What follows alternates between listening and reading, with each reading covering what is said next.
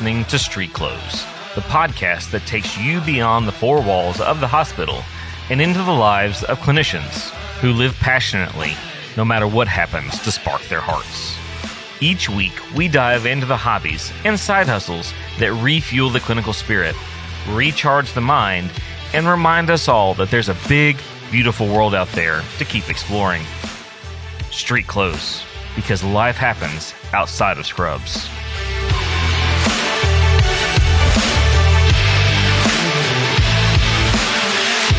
Welcome back to this episode of StreetClothes, where we explore what healthcare professionals do when they're off the clock. Today, we're diving into the world of hairdressing, the art of transforming people through the power of scissors, color, and style. Hairdressing is much more than just appearances. It's about connection, creativity, sometimes being an unofficial therapist. And I'll just add, not as highly paid as a therapist. There's something about sitting in that chair that tends to make people open up and share their stories, their drama, their successes, and their fears, creating a unique bond between stylist and client.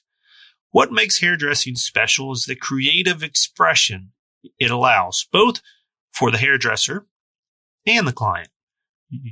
You can experiment with colors and textures and styles in ways that bring immediate joy to people's faces. There's something deeply satisfying about the skilled motions of cutting and coloring and styling, creating visible transformations in just a few minutes.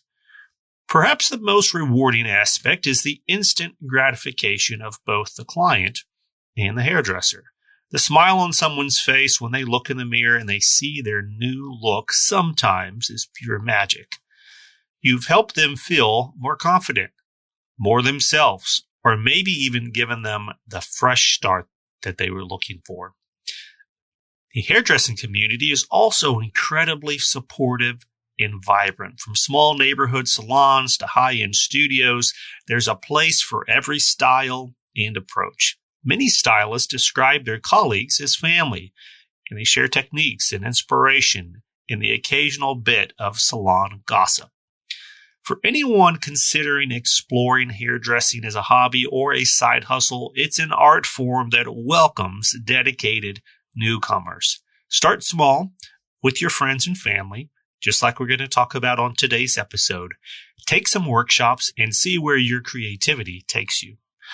Now, let's hear from today's guest who found passion and purpose behind the chair when they're not at their day job in scrubs.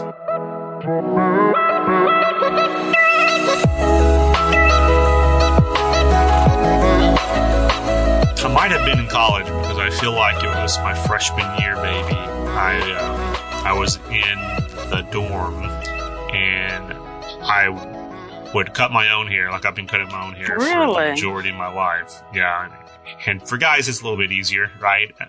Especially if you just kind of, like if you keep your hair short or whatever. But I had a set of trimmers and I would cut my own hair in college, but then I had some guys that lived in the dorm that was like, hey, like we'd love a haircut too. And so I would go down. And so you started doing other people's hair. I did. See, and that's how I was. I started in middle school.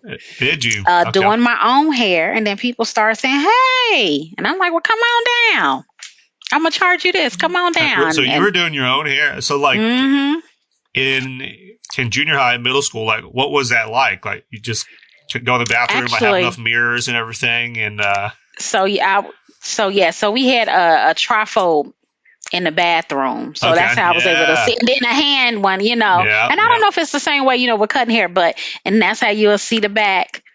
And that's how I started. I started doing my own hair in middle school and it just took off from there. So why did you do it yourself? Like, was it just more convenient or like you weren't getting... because I was more picky. Okay.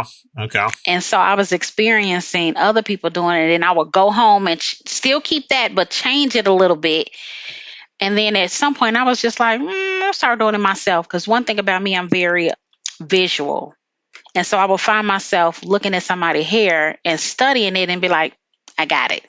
And I just go home, probably didn't do it the correct way, but it looked the same. Yeah, but if you're doing it on yourself, it's a little less, stressful. Like it's one thing, like obviously, like you want your hair to look good too. That's the purpose of doing it. Yeah, it's a little less stressful than doing it for somebody else because then they got to walk around with the hair that you just did, right? But you can always change it. So that was the good thing. You can always, mold and modify. So yeah. Now, did you have any brothers or sisters that could kind of let you experiment on their hair or no? So my older sister, that was another thing. That was how I got some clients. So I have an older sister. She's about 4 years older than me. So I would do her hair too. And then she would go to school because I would be middle school. She would be high school clients. Okay.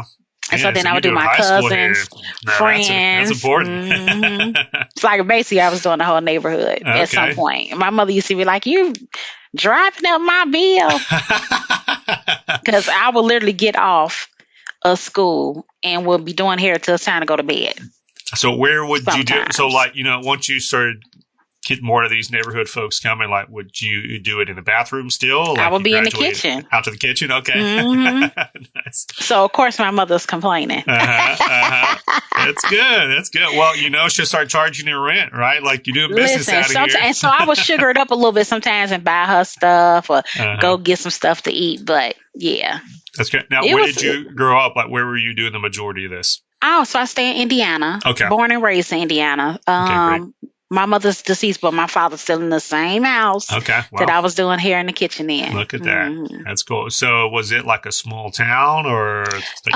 So it's Gary, Indiana. Mostly when I tell people that, they say, "Oh, Michael Jackson." That's the first thing they say. Yeah, I've heard of Gary, I would say it's a mid-sized town. It's not small, but it's mid-sized. You definitely won't know everybody, but depending on the area, because it's a whole lot of different areas, you will know everybody in that area.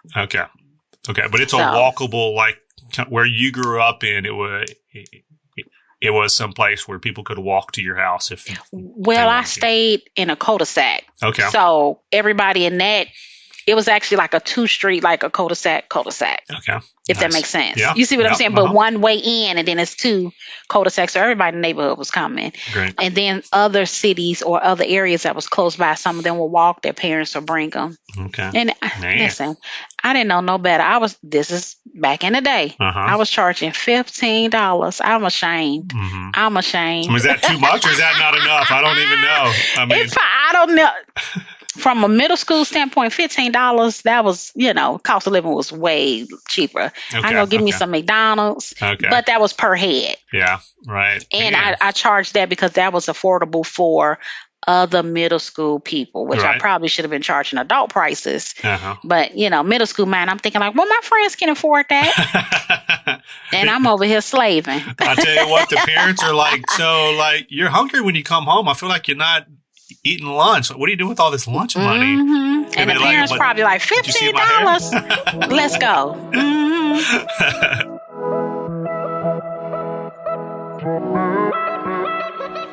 Did you know as of 2023, there's approximately 615,000 licensed hairstylists and barbers in the U.S., which means there's quite a few unlicensed out there as well. About 80% of hairstylists in the U.S. are women. The average age of hairstylists in the United States is 39 years old, with a growing number of stylists continuing to work well into their 50s and 60s.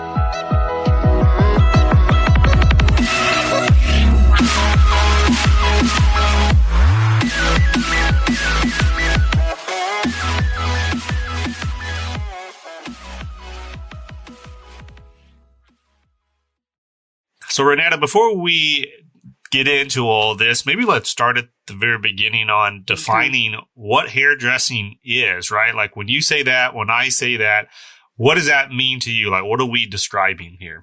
So we are describing an individual that wants to make you look good.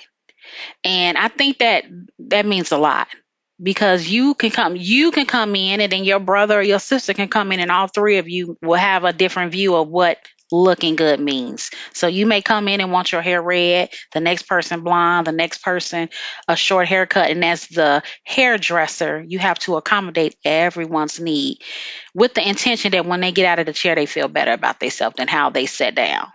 And so, and that's important, especially now when you look at TikTok videos or YouTube videos and you see how people will find people on the street and give them a makeover. It can change some people's lives. So it is definitely, a good career to be in if you have a caring heart.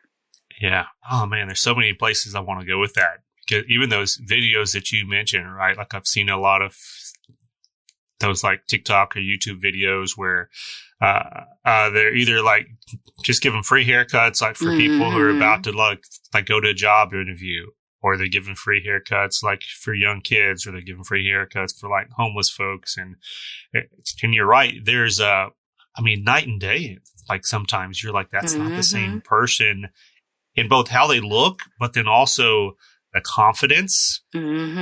Immediately that comes out of that. Yeah. It's really amazing. I seen a video yesterday on TikTok.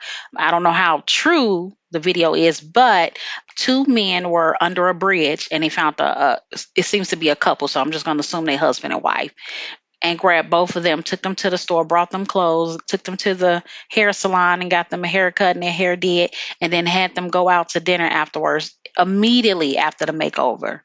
It just was a better spark in their eye. Yeah. Yeah. So it definitely makes a difference. Now let's talk here a little bit. Like we mentioned, we were talking before about the prices of this process, and this may come up a little bit more again. But back in the day, you said you're kind of doing for $15 a head. So yes. Now at the time of this recording, it's 2025. So there's been a little bit of inflation here. What's the going rate? Like if you're doing, well, you may still be doing it right now, right? So like, what do you charge now, or what do people charge at like a salon if you're going in? Yeah, it varies on what exactly you are getting. So my best friend owns a salon, and I know she charged $50 just to cut a man's hair, let alone, a female come in. So, you can spend anywhere from, I'm going to say 50 to a couple $100. Depends on what you want, because if you get color, if you get multiple colors, that's extra charges. If you're getting extensions, that's extra charges. You can even come in, and if your hair is long, that can be an extra charge. Mm-hmm. Oh, they see you come in and be like, all right, we're going to charge you a little bit more, because I see there's a little bit more hair going on there. And that has happened to me before, a long time ago. I went in to go get some braids, so I called over the phone to make the appointment, and she told me one price, and then when I showed up, she was like, oh, well, your hair's longer. I didn't know that, so the price is going to change to this. And I'm like, And so they're looking at kind of hair length, and then you mentioned, like, there's a lot of things that go on, right? Like, it's not just, hey, I want to trim. It's, hey, like, are you washing it? Are you drying it? Are you doing colors? Are you doing anything else? And everything costs. Kind of new or crazy to it. Yeah. You can walk in and just get shampoo, condition, and blow dry, and you're going to still pay a nice, hefty amount. Right. Which kind of brings us to part of the conversation today is, I know, like, you're not working out of a salon when you're doing hair, right? So there is this market out there for folks that, hey, like, they want that confidence. They want a good looking hair, but they don't necessarily want to either spend the money to go to a salon, or they just want a more kind of personalized experience, right? They want to go to someone they know and trust. And of course, I'm assuming trust has a lot to do with this, right? Like, you're putting the way you look into someone else's hands. What's that experience for you when you're bringing folks? Like, do you still do hair in your home, I'm assuming? So currently right now I do like family and friends, and that's kind of because they make me, They've never forgotten. They're like, you used to do this for me. They make me. So, right. Yeah. So, that's happening, though. They're kind of coming and saying, hey, like, we're going to be in town next week, or I'm coming over this weekend. Or I saw this picture online. Right. Can you do this? And I'm like, now, how you know that hairstyle look good on you? Even though it look good on them, And so you're doing it, though, like wherever y'all happen to be? Like, do you do hair at their house? You do it at your house? It just depends. I would like to mostly do it at my house, because I just feel comfortable. I have everything I need. I may come to your house and just happen to forget something. Right. So my house will be where it's going to be, most likely. And so, when they're setting up these salons or these barbershops, there's kind of a look and feel to most of these places. They don't all look exactly the same, but it's kind of a standard. Like you walk into a barbershop, it's going to kind of look a little bit similar. But when you're doing hair in people's houses, like, if you're friends or family, like obviously the setup could be anything that you want it to be. So how do you kind of set up that experience for your friends and family so they feel comfortable about what's happening? Because I'm assuming you don't have them like in a lawn chair on the back porch and you're just kind of doing it out. So walk me through that. Like that's the way I cut my son's hair. Like lawn chair on the back porch. But have you ever heard the saying a kitchen beautician? I love that. That's a thing. That's a thing. So, I mean, you just have unfortunately, you just have your supplies on the kitchen table and you do the hair. Because there are some curlers and things like that go on the oven on top of the stove. So that's why they coin them kitchen beauticians. So you just have everything you need. The best way is to have like a rolling cabinet where you have all of your supplies in there and you just roll it in. Have all your stuff in there, and then if you want to roll it back to whatever location that you have it in. But that's the best way. I think it's definitely a good career for. I actually went to school for it once when I got out of high school. Okay. So my original plan, and we'll talk about career later, but my original plan, I was like, I'll be a lawyer. And I went right to hair school. Yeah. I'm sure mom and dad love that, right? They always want you to be a doctor or a lawyer, I know. Yeah, but life takes its turns and it takes you where it wants you to go. So I mean, that's what's so amazing about not only this show, but where we sit in healthcare too. There's a lot of jobs that if you're not a doctor or a lawyer, like a lot of people either they don't know about them or they don't know the true opportunity, not only to do something that's fulfilling, but many of these jobs, including hairdressers, like you can make a very good living. Like you got to be creative. And you can make the same as a nurse. Yep, so if you know a nurse making 30, 40, 50, absolutely you can make that per hour and more. Yes. And that's hard, I think, for many of our parents' generation or the generation before them, because back then, like many of the careers, like it was kind of hard to grow and establish yourself and be competitive if you weren't in, one of these 3 or 4 kind of or well-known types of jobs or careers. But yeah, today it's just like with the power of the internet and some good marketing, like you mentioned, word TikTok. Of mouth. Yep. Exactly right. So your schooling, what did you learn in your school that you didn't already know that you hadn't learned just with your kitchen beautician experience? So I went in the door thinking like, I know it all. Yeah, no, you don't. You don't know the proper way. You know the way you was getting by. But what I learned is the way to do hair to pass the test. So there's like, and everybody's probably going to relate to this that do hair. You had to learn how to do pin curls, finger waves, a perm, and it all had to be on one mannequin to pass your certification test. So you walk in thinking, oh, I'm going to do all this hairstyle. When I go take my test, that's not how it goes. It's a standardized test. The same as you would take any other test. It is a standardized test, and none of those hairstyles are the hairstyle that people are walking out the door with today or then. Right. So it was just whatever the test was. And that's what you had to do to pass. The good thing is though, you did have to get hours. So I would be on the floor, doing hair for free, but I got tips and I loved it.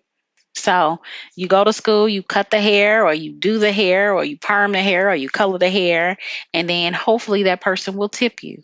And you also have repeated customers. So people will come in and be like, hey, we want Raynetta to do our hair. And they will actually sit there and wait 2 or 3 hours for you to finish the person in your chair for them to get that service. And especially in school, they're getting a discount. So they loved it. Yeah, that's a great call out too. I know a lot of folks, just with prices today and inflation, it's hard sometimes to find an affordable solution if you're looking for a hairdresser. But yeah, these local schools, many times, if you're willing to kind of take the risk. And that's what it is. It's a risk. This is practice. This is practice. But, if you're willing to do that, then you can get a nice haircut and you can help someone train. Like we've talked about this in some of the other podcasts within healthcare, but they call it practicing medicine because it's a practice. And, same thing for hairdressing. Like you don't come out of the womb knowing how to do a perm, right? So like you're going to have to learn somewhere, somehow. And you have to learn on somebody. Have to take that risk. Yeah, that's exactly. And that risk might be you might get up from the seat and your hair is in the sink. It might be, but you paid $20. Yeah, that's right. So you get it, right? All right. So going back, like you've got a friend or family there in the kitchen. You're getting them set up. You got your rolling cart. Kind of walk us through the rest of the process, right? Like how do you start? Is it like, they're pulling up a phone? So, yes. So saying this is what I want. Yeah. What does that look like?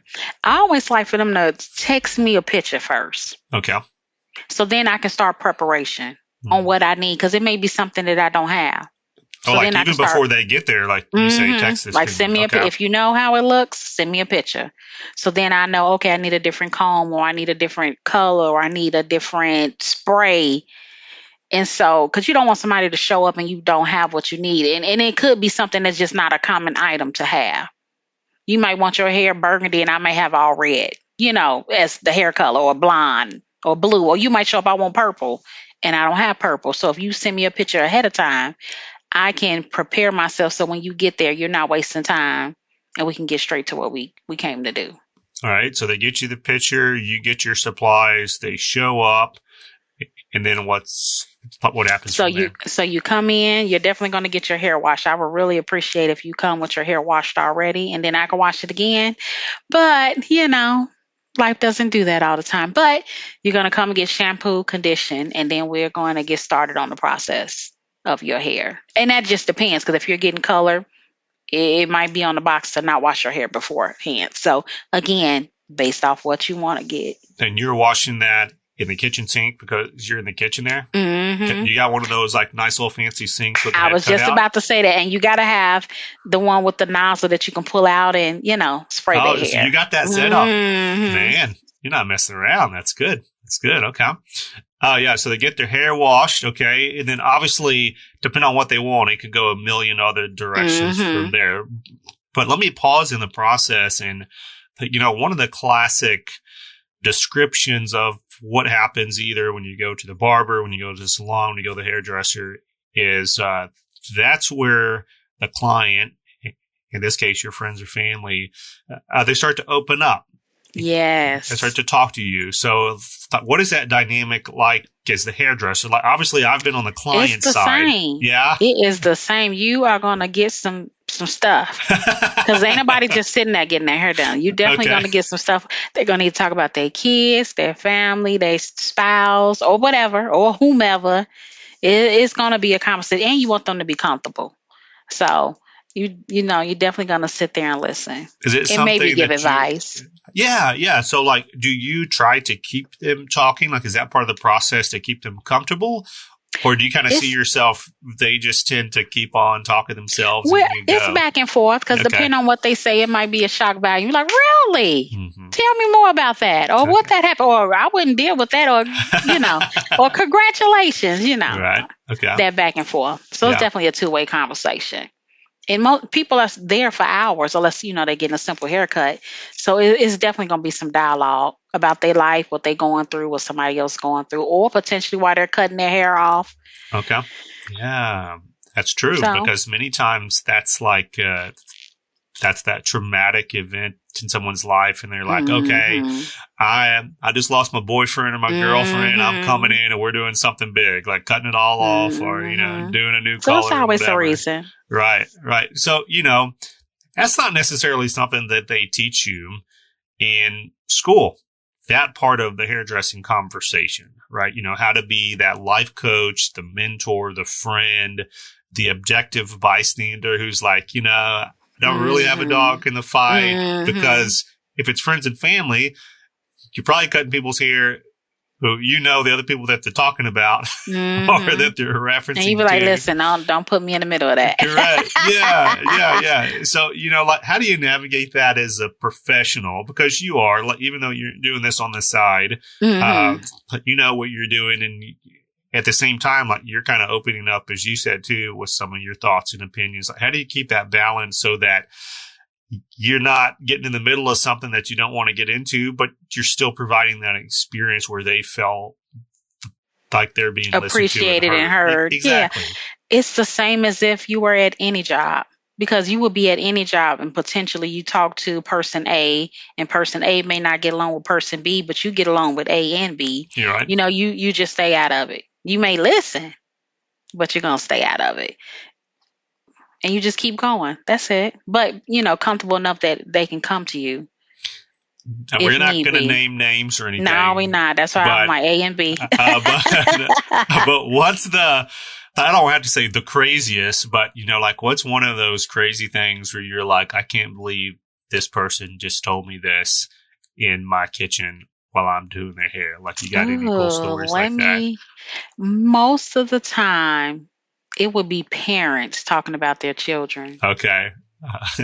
And you're like, my son went to jail, Johnny did Lord. This. Yeah. My daughter is pregnant and her boyfriend, her husband, things like, because parents, we brag a lot, but we also may indulge in a conversation because we might want some advice or we just want to vent. And sometimes, that person is the best person because you can trust they may not say nothing. That's interesting. So, in the monologue intro, I talked about the hairdresser as a therapist.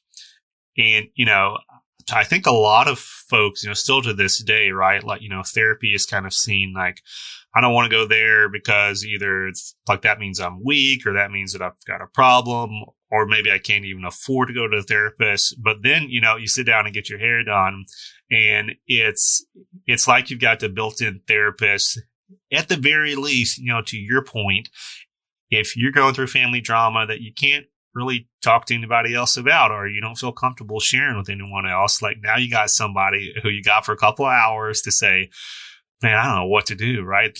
Like little Johnny's going to jail and, he made a dumb decision and it's kind of embarrassing. And then, like you just kind of get to receive all that.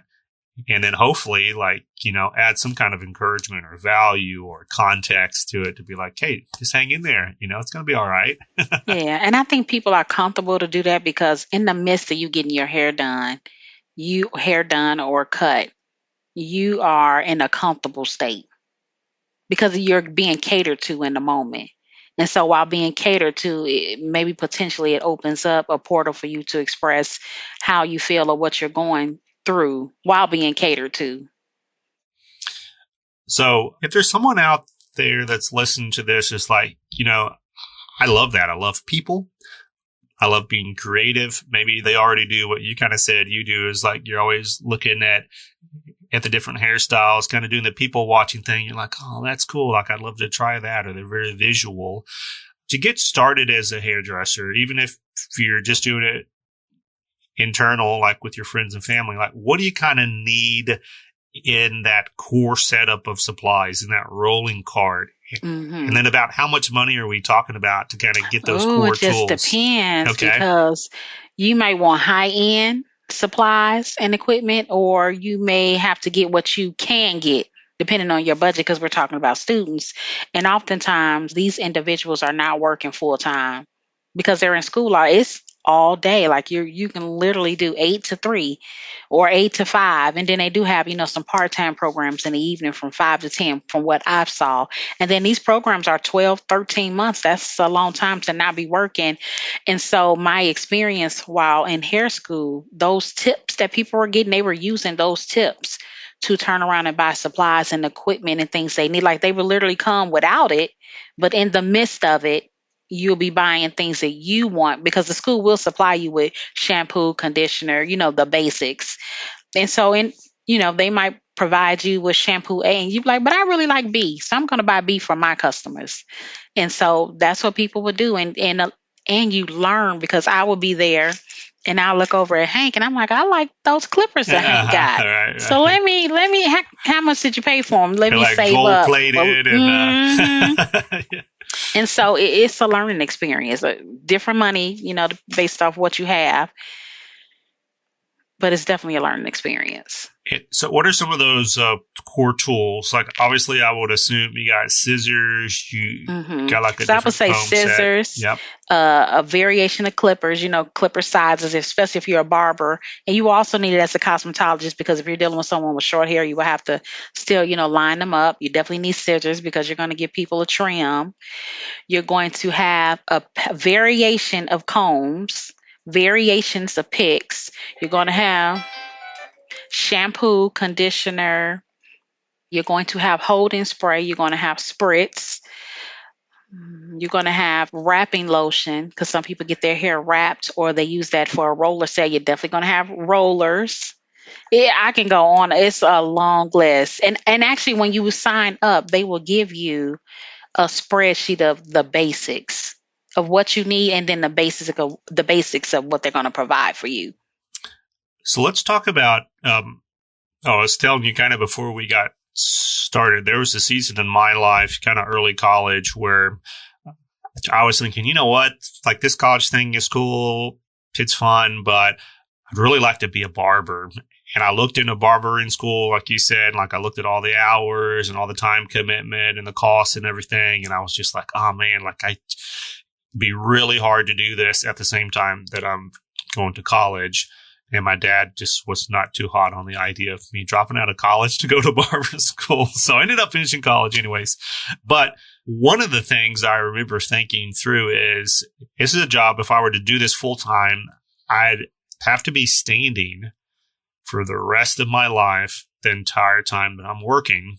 And that kind of freaked me out a little bit. So how do you manage keeping your joints and your feet in shape? Because you're not necessarily walking around like we do in some of our other healthcare careers. Like literally, you're like standing there for hours and hours and hours on end every single day. And this is a good question, and I'm going to explain why, because I had an experience, but it will be the same as if you're being a nurse. I would advise you to wear some compression stockings, because you're going to definitely be standing your whole shift. There will be no sitting down unless I'm waiting on Hank and he's 15 minutes late for his appointment. So now I have a moment to sit down, but also your hands. So one true story, I was doing hair for Easter. This was in middle school because, as we discussed, I started in middle school doing my friends and family hair. I was doing hair for 7-8 hours straight. And when I finished for the day, my hands were stuck in the position of a curling iron holding it. And it freaked me out. I'm like, what is going on? So then I went to talk to my mother, and she was like, oh, that's probably a little carpal tunnel. And I'm thinking like at 17 or 15 or 14. And so she had to explain it to me. Wow. Yeah. So I did not even think about the hand component, but you're right. Like you're standing all day, but then you're doing these same motions again and again and again with the clippers or the curling irons. Wow. So that'd be interesting feedback. I know we're going to have people that are listening to this show that are probably hairdressers and barbers as well. I'd love to get some feedback on other tips or tricks that they do to try to keep pushing through that. I would advise them too to get a Chinese ball. You know, the balls you put in your hand and it kind of works out your hand. Yep. Okay, that's great.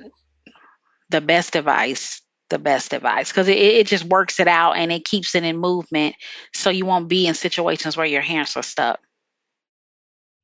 I know, Raynetta, that we have already shared a number of different memories, but I'm wondering if you have a favorite memory that comes to mind when you think about your hairdressing experience. Oh, yes. So my mother passed away, and for her funeral, I did her hair. And people were freaked out, like, you was able to sit there and do that. I'm like, because I did my mother's hair all of my life, I will refuse to let her go out with someone else doing her hair. And that was a special moment because I was able to do it because I knew how to do it. Right. And so you knew how she liked it, how she wanted it. Exactly. Yeah. And so she was able to leave this earth with me doing her hair how she likes it. Oh. And and it was a proud moment too. Mm-hmm. That's wonderful. Yeah, that's I can't imagine the emotion, but then also to your point, the pride too, not pride in yourself, but pride in the fact that your mother got that last, relationship with you, right? Like you said, like this is something that y'all have done for many years. It's a beautiful story. Man, thank you.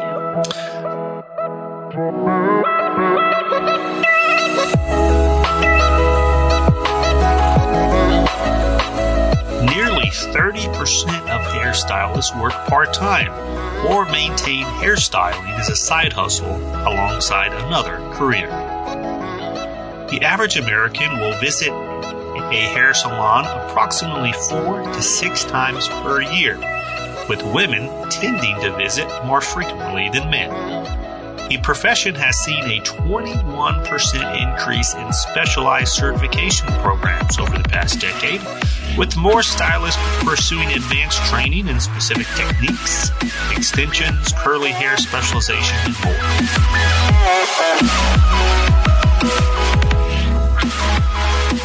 So, transitioning here a little bit, if this could be a full-time job, I know like you've been doing it on the side, you've been doing a lot of other very cool, very amazing things. We'll find out here in just a moment. But if you could do hairdressing full-time, if it could pay the bills.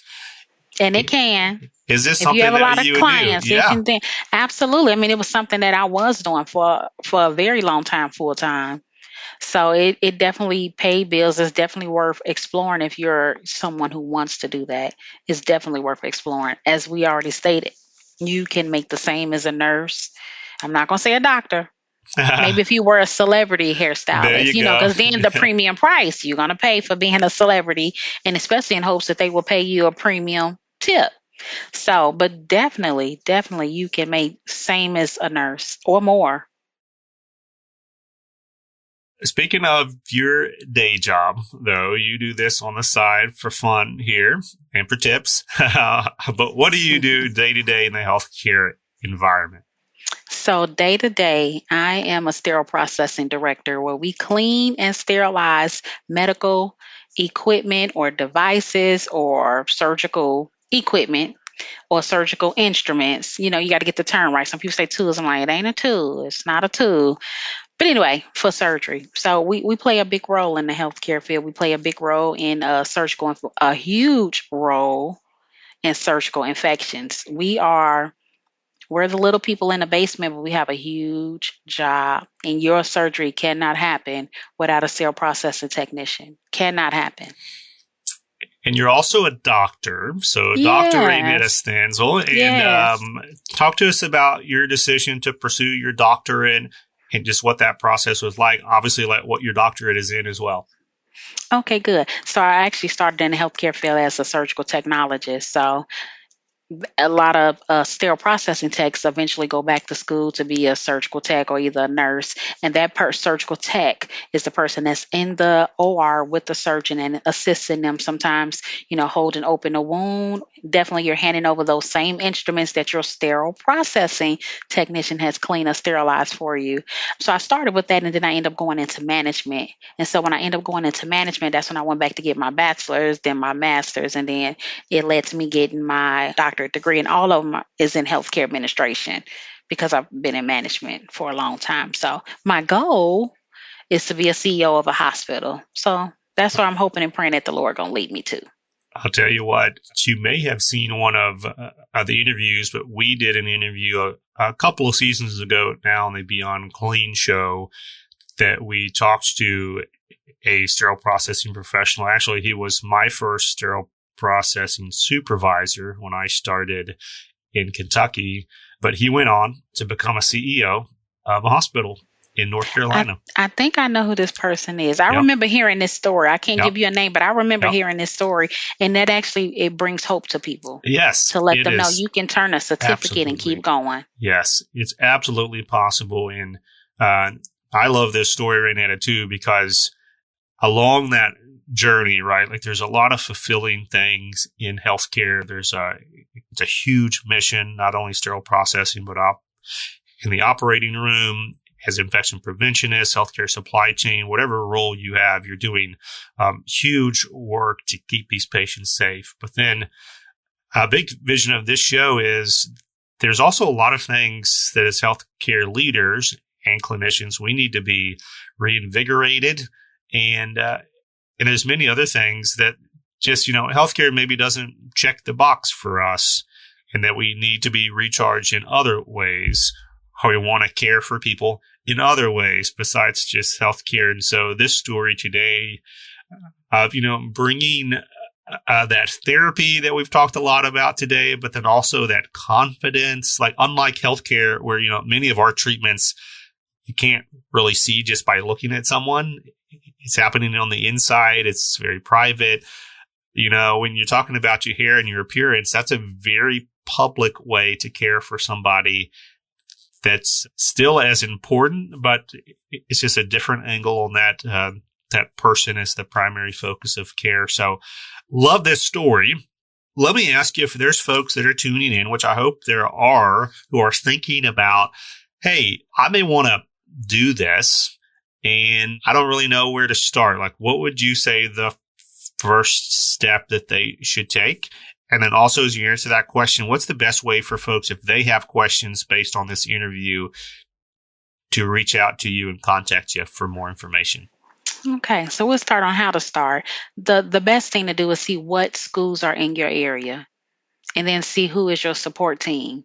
So I would go to the school or call the school to see how long is the program, what are the hours, how much is the cost, do they take financial aid, or would you have to take out a loan, or you may be rich and you can pay in cash. It just depends on your rich, story. Call me, okay? I'm telling you.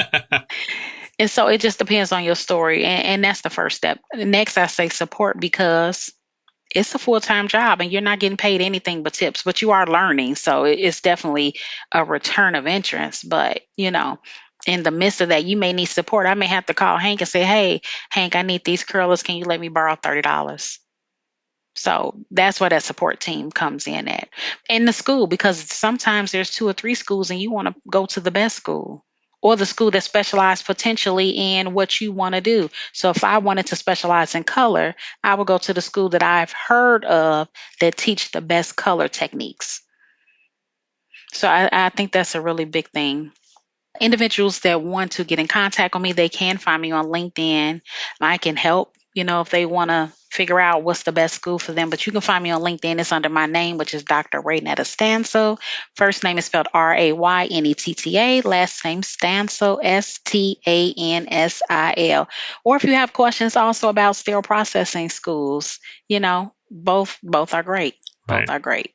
And even just sterile processing compliance and leadership questions. I know, Raynetta, you've been out there very active in the industry on LinkedIn for many years. I appreciate your content and your commentary that comes out. So yeah, terrific resource on either one of those fronts. Yeah, thank you. Because I'm an advocate for both. Great. So yeah. All right. Well, that's going to do it for today's interview, Raynetta. Thank you so much.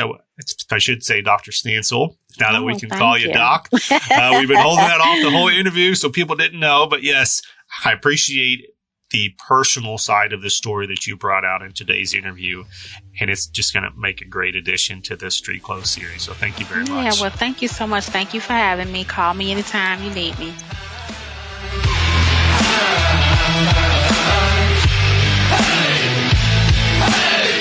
That was Dr. Raynetta Stansil, a director of sterile processing, sharing with us her expertise and passion for providing some vitality and style to her friends and family through hairdressing. Thanks for listening to this episode of StreetClothes, where we explore the lives of clinicians outside of the hospital. If you enjoyed this conversation, make sure to leave us a 5-star rating and review wherever you get your podcast. We'd love to hear from you. Please don't hesitate to reach out with an interest that maybe you have taken up outside your department. That's a wrap for this episode of StreetClothes, proudly brought to you by the Healthcare HQ Network. Now, get back to what moves you, because life happens outside of scrubs.